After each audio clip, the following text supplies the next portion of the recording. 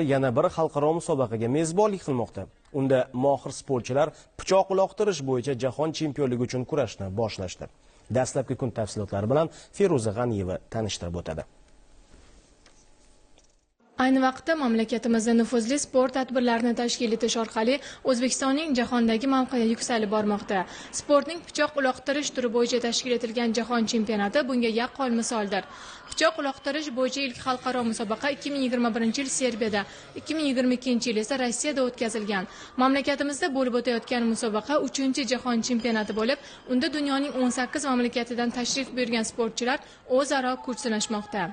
Avvalambor sizning mamlakatingizga tashrif buyurganimizdan juda mamnunmiz. Bugungi musobaqa ko'tarinki ruhda bo'lib o'tmoqda. Ma'lumki, sportning barcha turlarida eng jasur va o'z ustida ko'proq ishlaganlar g'alaba qozonadi. Pichoq uloqtirish turida ham sportchidan aynan shu jihatlar talab qilinadi. Tashqaridan biroz xavfli ko'ringan ushbu sport musobaqalari hamisha barcha xavfsizlik qoidalariga rioya qilingan holda o'tkaziladi.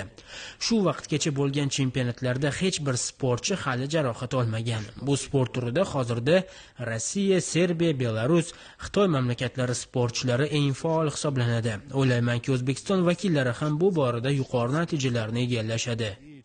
Sportchilardan jasurlik hamda mohirlikni talab etuvchi mazkur musobaqada 5 yosh toifasidagi erkaklar va ayollar belgilangan masofalarda o'z imkoniyatlarini sinovdan o'tkazishadi. Birinchi bosqich natijasiga ko'ra 3 metr pichoq uloqtirish dasturida Rossiya davlati vakillari ustunlikka erishdi. Xavfsizlik qoidalariga albatta rioya qilingan holda maxsus pichoqlar bo'ladi. G'oliblar ballar beriladi. 20, 15, 5 shu ballar asosida aniqlanadi. 5 minut vaqt beriladi mashq qilib olishga. 5 minut mashq qilib olgandan keyin bemalol ishtirok etadi musobaqamizda.